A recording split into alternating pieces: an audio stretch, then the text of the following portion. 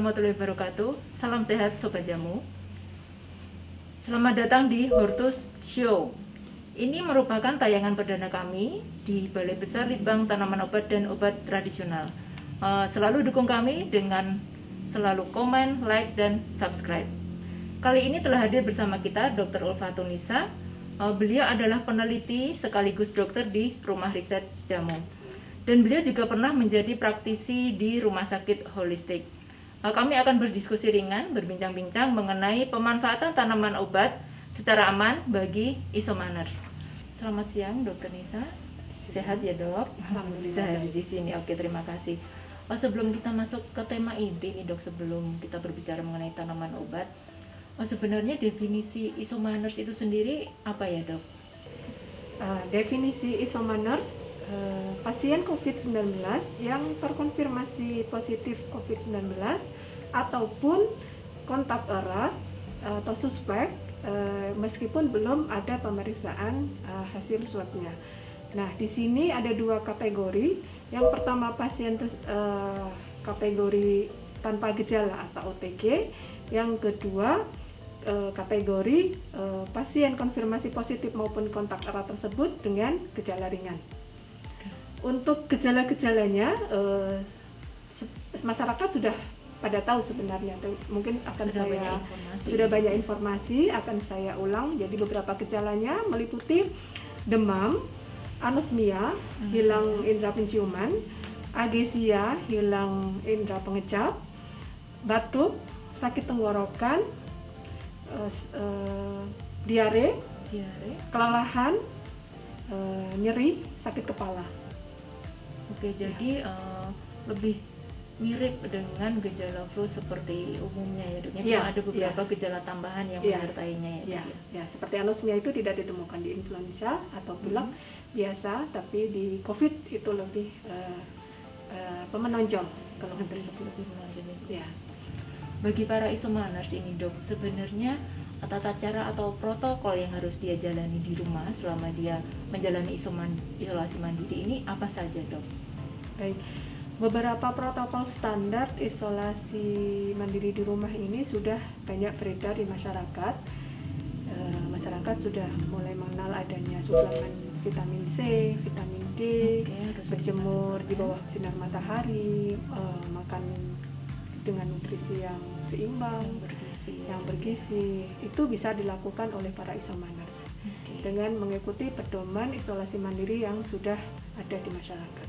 Oke, jadi memang sebenarnya maksudnya informasi-informasi mengenai protokol itu saya rasa sudah banyak mereka dapatkan ya, mungkin dari sumber lain. Nah, batasannya ini, Dok, atau tingkat kewaspadaan seperti apa sih yang harus diperhatikan saat isomanners itu memutuskan untuk mencari pertolongan lebih lanjut atau mungkin dia harus ke rumah sakit. Nah, kondisi seperti apa yang mengharuskan dia seperti itu, Dok? Dari beberapa gejala yang saya sebutkan tadi, beberapa di antaranya pasien bisa mengalami perburukan gejala tersebut.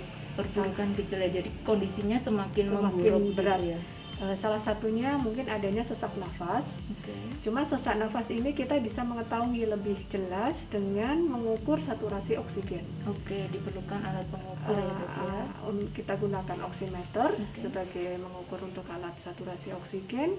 Jika angka menunjukkan di bawah 93 untuk saturasi oksigen, maka harus segera dibawa ke rumah sakit untuk penanganan lebih lanjut.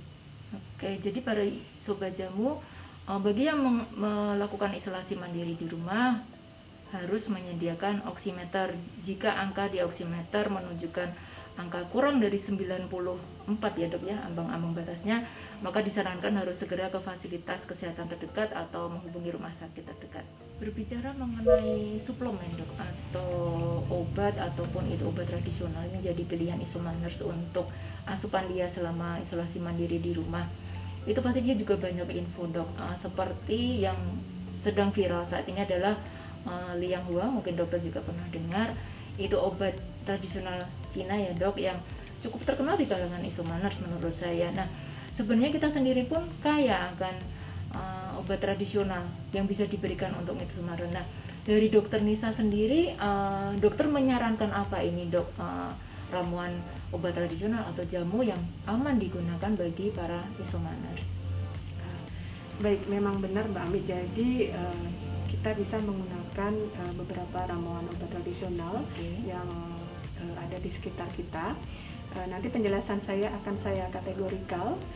Untuk yang pertama, untuk pasien dengan konfirmasi COVID-19 positif, tapi yang tidak memiliki gejala. Tanpa gejala ya dok ya. Orang tanpa gejala. Nah, kita bisa memakai ramuan jamu untuk kebugaran. Ramuan jamu ke kebugaran. Ya, ramuan ini sudah memiliki bukti saintifik, bukti ilmiah untuk kebugaran. Yang terdiri dari temulawak 5 gram, kunyit 4 gram, dan meniran 3 gram. Tiga bahan ya. Tiga bahan tersebut bisa untuk meningkatkan kebugaran. Nah, untuk yang kategori kedua, untuk ramuan jamu untuk pasien konfirmasi positif COVID-19 maupun yang memiliki kontak erat dengan pasien tersebut dengan memiliki gejala ringan. Bagi yang bergejala ringan. Ya, ini untuk yang bergejala ringan di sini ada 2 jenis ramuan. Yang pertama ramuan untuk menambah daya tahan tubuh. Ramuan ini juga sudah memiliki bukti ilmiah yang sudah kita teliti. Dan ramuan yang kedua ramuan sesuai dengan gejala yang menyertai. Baik. Memang bagi penderita dengan gejala ringan memang banyak gejala yang menyertai ya dok. Iya. Untuk ramuan penambah daya tahan tubuh ini terdiri dari 14 gram temulawak, 14 gram temu mangga, dan 14 gram meniran. Nah, sedangkan untuk ramuan yang berdasarkan gejala yang menyertai, kita ada beberapa pilihan. Yang pertama untuk mengatasi gejala sakit tenggorokan, itu terdiri dari kerangian 2 gram, sereh 5 gram, jahe 7 gram, temulawak 5 gram, kunyit 4 gram, dan meniran 3 gram. Lebih komplit ya dok ya, ini lebih pada banyak ramuan yang tadi ya. Karena di sini ada untuk mengatasi keluhan dari sakit tenggorokan. Lalu untuk yang keluhan lain semacam batuk, itu juga bisa menggunakan ramuan ini yang terdiri dari sembung 5 gram, tini 5 gram, kencur 5 gram, dan saga 3 gram. Nah, itu untuk yang beberapa keluhan yang sering dikeluhkan oleh para isomaners ya, sakit tenggorokan dan batuk. Untuk penyajiannya gimana ini dok? Untuk penyajiannya mulai dari beberapa bahan yang saya sebutkan tadi, mulai dipotong, kemudian dicuci dengan bersih, didihkan air 5 gelas, dengan 1 gelasnya itu sekitar 200 cc, jadi ada 1 liter. Nah, didihkan air, setelah air mendidih masukkan bahan-bahan yang saya sebutkan yang tadi, sudah dibersihkan tadi ya dok. Lalu dimasukkan ke dalam air mendidih, ditunggu kira-kira 15 menit itu hingga tersisa 3 gelas dari yang awalnya 5 gelas. Nah, 3 gelas itu ya nanti yang diminum pagi, siang, dan malam. Jadi 1 kali pembuatan itu memang untuk disajikan 3 kali minum dalam 1 hari ya dok. Untuk begitu. Pagi, siang, dan malam gitu ya. Nah, untuk tadi kan ada dok untuk yang batuk, untuk yang sakit tenggorokan. Nah, apakah itu bisa dikonsumsi bersamaan dok? Nah, untuk penyajian konsumsinya itu memang tidak bisa bersamaan dengan suplemen vitamin C maupun vitamin D. Jadi harus diberi jarak minimal 2 jam. Dengan minimal jarak 2 jam dari vitamin yang dia konsumsi. Vitamin maupun obat-obat protokol standar yang mungkin diberikan oleh tenaga kesehatan dari puskesmas.